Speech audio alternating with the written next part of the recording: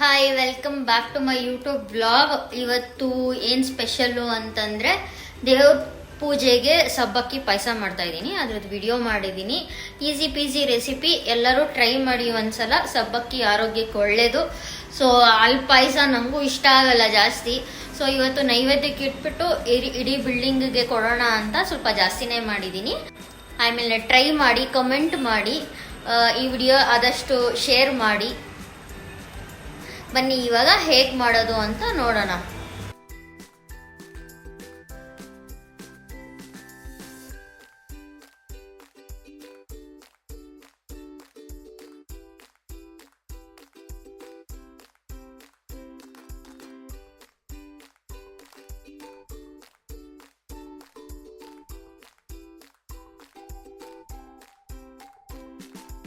First ಸ್ನಾನ ಮಾಡ್ಕೊಂಡು ಬಂದ ತಕ್ಷಣ ಸಾಬುದಾನ ನೆನೆಸೋಣ, ಅಂದರೆ ಸಬ್ಬಕ್ಕಿ ನೆನೆಸೋಣ ಅಂತ ಬಂದೆ.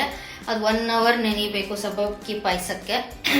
ಸೊ 1 ಅವರ್ ನೆನೆಯೋಷ್ಟರಲ್ಲಿ ನಾನು ದೇವ್ರ ಮನೆ ಎಲ್ಲ ಕ್ಲೀನ್ ಮಾಡ್ಕೊಳ್ಬೇಕು. ನೈವೇದ್ಯಕ್ಕೆ ಪಾಯಸ ಮಾಡ್ತಾಯಿದ್ದೀನಿ, ಸಬ್ಬಕ್ಕಿ ಪಾಯಸ. So easy peasy recipe. ನೆನೆಯೋದೊಂದು ಕಷ್ಟ. ಇವಾಗ 1 ಅವರ್ ಅಷ್ಟರಲ್ಲಿ ನಾನು ದೇವ್ರ ಮನೆ ಕ್ಲೀನು, ಸ್ವಲ್ಪ ವಾಷಿಂಗ್ ಹಾಕಬೇಕು, ಬಟ್ಟೆ ಅದೆಲ್ಲ ಮುಗಿಸ್ಕೊಂಡು ರೆಸಿಪಿ ಸ್ಟಾರ್ಟ್ ಮಾಡ್ತೀನಿ. ಅರ್ಧ ಲೀಟರ್ ಹಾಲಲ್ಲಿ ಮಾಡ್ತಾ ಇದ್ದೀನಿ. ಸೊ 1 ಕಪ್ ಅಷ್ಟು ಸಬ್ಬಕ್ಕಿ ತಗೋತಾ ಇದ್ದೀನಿ.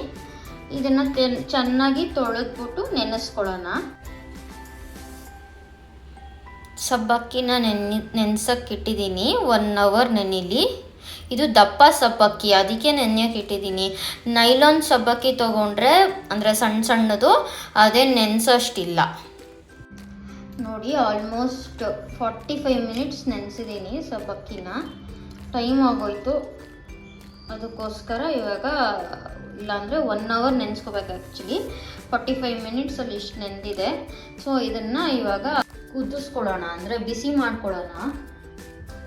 ಸ್ವಲ್ಪ ಬಾಯ್ಲ್ ಮಾಡ್ಕೊಬೇಕು. 2 ಗ್ಲಾಸ್ ನೀರು ತೊಗೊಂಡಿದ್ದೀನಿ. ಇದು ದಪ್ಪ ಸಬ್ಬಕ್ಕಿ ಆಗಿರೋದ್ರಿಂದ ಈ ಥರ ನಾವು ಬೇಯಿಸ್ಕೊಬೇಕು. ನೀರು ಸ್ವಲ್ಪ ಕುದೀಲಿ. ನೀರು ಇಟ್ಟಿದ ತಕ್ಷಣ ಸಬ್ಬಕ್ಕಿ ಹಾಕಬಾರ್ದು. ನೀರು ಸ್ವಲ್ಪ ಬಿಸಿ ಆದಮೇಲೆ ಸಬ್ಬಕ್ಕಿ ಹಾಕಬೇಕು.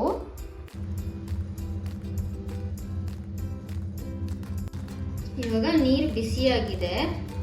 ಸೊ ಇವಾಗ ಸಬ್ಬಕ್ಕಿ ಹಾಕೋತಾ ಇದ್ದೀನಿ. ಇದು ಹಾಕಿ ಒಂದು 5 ನಿಮಿಷ ಬೇಯಲಿ. ತಣ್ಣೀರಿಗೆ ಯಾವತ್ತೂ ಹಾಕ್ಕೋಬೇಡಿ, ಬಿಸಿ ನೀರಿಗೆ ಹಾಕ್ಕೊಳ್ಳಿ. ಸೊ ಕರೆಕ್ಟಾಗಿ ಒಂದು 5 ನಿಮಿಷ ಬಾಯ್ಲ್ ಆಗಲಿ. ಅದು ಹೋಗ್ತಾ ಹೋಗ್ತಾ ಕಲರ್ ಟ್ರಾನ್ಸ್ಪರೆಂಟ್ ಆಗುತ್ತೆ, ನಿಮಗೆ ಗೊತ್ತಾಗುತ್ತೆ.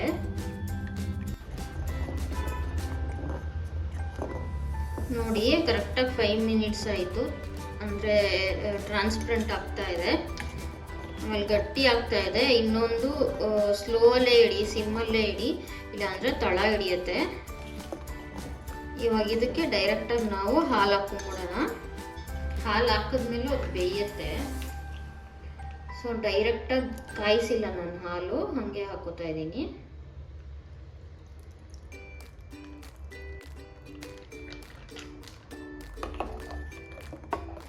ಸೊ ಹಾಲಲ್ಲಿ ಸ್ವಲ್ಪ ಬೇಯಲಿ ಅಂತ. ನೋಡಿ, ಟ್ರಾನ್ಸ್ಪರೆಂಟ್ ಆಗಿಬಿಟ್ಟಿದೆ ಆಲ್ರೆಡಿ. ಒಂದು 5 ಮಿನಿಟ್ಸ್ ಹಾಲಲ್ಲಿ ಬೇಯಲಿ.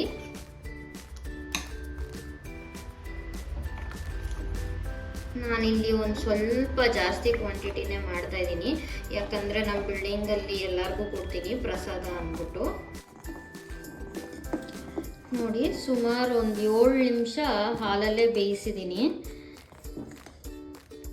ಒಂದು ತೆಗೆದ್ಬಿಟ್ಟು ನೋಡಿದೆ, ಬೆಂದಿದೆ. ಸೊ ಇವಾಗ ಸಕ್ಕರೆ ಮುಂಚೆನೇ ಹಾಕಬಾರ್ದು. ಸೊ ಇವಾಗ ಸಕ್ಕರೆ ಹಾಕಬೇಕು, ಇಲ್ಲಾಂದರೆ ಅದು ಬೇಯಲ್ಲ. ಮತ್ತೆ ಮುಂಚೆನೇ ಸಕ್ಕರೆ ಹಾಕ್ಬಿಟ್ರೆ. ನಾನು ಸಬ್ಬಕ್ಕಿ ತೊಗೊಂಡಿದ್ನಲ್ಲ, ಅದರಲ್ಲೇ 1 ಕಪ್ ಸಕ್ಕರೆ ಹಾಕ್ತಾಯಿದ್ದೀನಿ.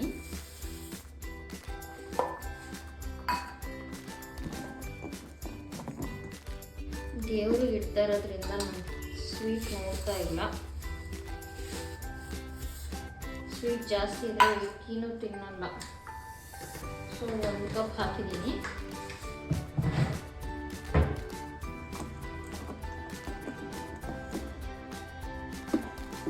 ಸೊ ಇದಕ್ಕೆ ತುಪ್ಪದ ಒಗ್ಗರಣೆ ಹಾಕ್ಕೊಳ್ಳೋಣ. ಡ್ರೈ ಫ್ರೂಟ್ಸ್ ಎಲ್ಲನೂ.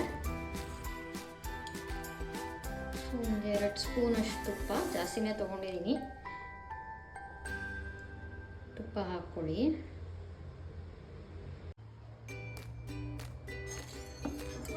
ತುಪ್ಪ ಕಾಯ್ದಿದೆ.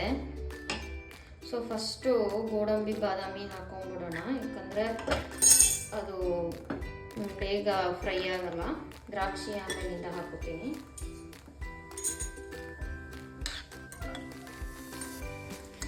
ಇದನ್ನು ಆಮೇಲೆ ಬೇಕಾದರೆ ಕುಟ್ಕೊಂಡ್ರೆ ಈಸಿಯಾಗಿ ಪುಡಿ ಆಗುತ್ತೆ.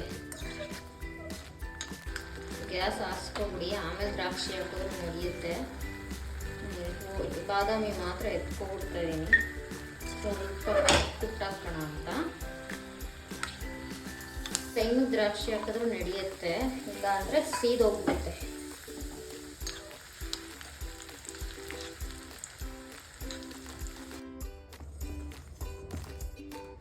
ಸೊ ಈಗ ನೋಡಿ, ಆಫ್ ಮಾಡ್ಬಿಟ್ಟು ಗ್ಯಾಸ್ ಆಫ್ ಮಾಡ್ಬಿಟ್ಟು ಮಾಡಿದ್ರೂ ಎಷ್ಟು ಇದಾಗೋಗಿದೆ, ಬ್ರೌನ್ ಆಗೋಗಿದೆ. ಇದಕ್ಕೆ ಹಾಕೊಳ್ಳೋಣ.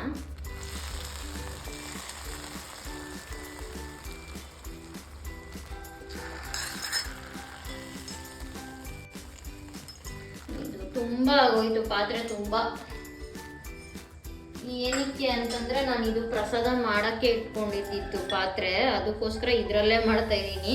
ದೊಡ್ಡ ಪಾತ್ರೆ ತಗೊಂಡ್ಲಿಲ್ಲ, ಇದರಲ್ಲಿ ನಾನ್ ವೆಜ್ ಎಲ್ಲ ಮಾಡಲ್ಲ ಅಂತ. ಸೊ ಈಗ ಸ್ವಲ್ಪ ಏಲಕ್ಕಿ ಪೌಡರ್ ಹಾಕೊಳ್ಳೋಣ.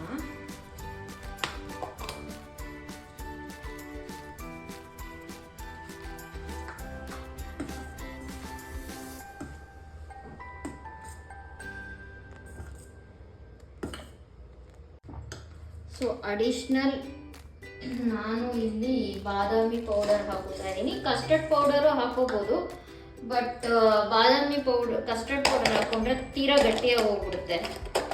ಸೊ ನಾನು ಇಲ್ಲಿ ಬಾದಾಮಿ ಪೌಡರ್ ಹಾಕೋತಾ ಇದ್ದೀನಿ 1 ಸ್ಪೂನು. ಜಾಸ್ತಿ ಆ ಫ್ಲೇವರ್ ಬಂದ್ರೂ ಚೆನ್ನಾಗಿ ಅನಿಸಲ್ಲ ನನಗೆ, ಪಾಯಸ ಥರ ಅನಿಸಲ್ಲ. ಸೊ 1 ಸ್ಪೂನ್ ಹಾಕೋತಾ ಇದ್ದೀನಿ. ಕೇಸರಿ ಇತ್ತು ಮನೆಯಲ್ಲಿ, ಸೊ ಕೇಸರಿ ಹಾಕೋತಾ ಇದ್ದೀನಿ. ಸೊ ಪಾಯಸ ರೆಡಿ, ಸಬ್ಬಕ್ಕಿ ಪಾಯಸ.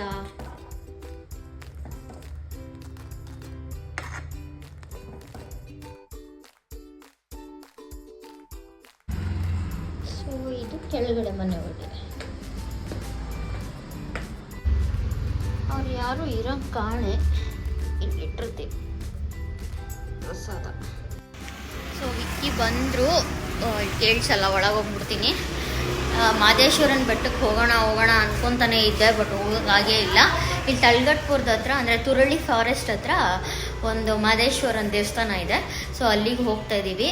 ನಾನು, ನಂದು, ವಿಕ್ಕಿ ಮತ್ತು ನವೀನವರು 4 ಜನ ಹೋಗ್ತಾ ಇದ್ದೀವಿ. ಸೊ ಇಲ್ಲಿ ನೋಡಿ, ಹೀರೋಯಿನ್ ಹತ್ತುತ್ತಾ ಇದ್ದಾರೆ.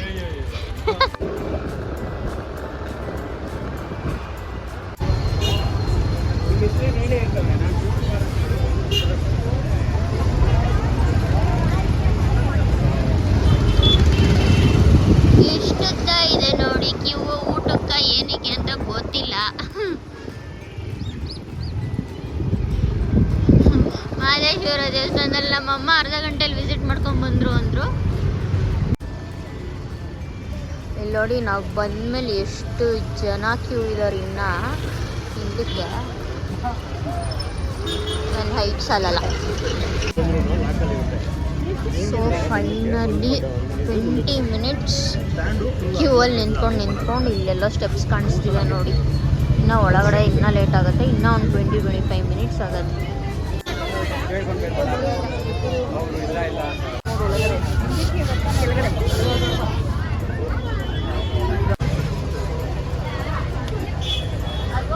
ಇಷ್ಟು ದಿನ ಡೌಟ್ ಇತ್ತು ಒಳಗಡೆ ಬಲೂನ್ ಹೆಂಗಿಡ್ತಾರೆ ಅಂತ.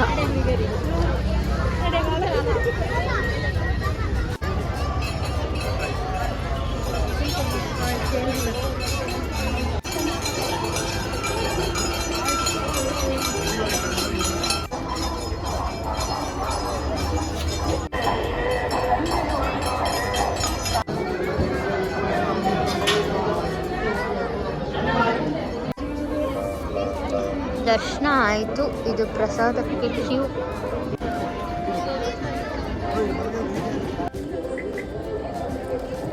ಪ್ರಸಾದ ಸಿಕ್ತು. ಪ್ರಸಾದ ನಾನಂತೂ ವೆಯ್ಟ್ ಮಾಡ್ತಾ ಇದ್ದೆ, ಅಷ್ಟು ಬೇಗ ಸಿಕ್ಬಿಟ್ಟು ಘಮ ಘಮ ಅಂತಿತ್ತು.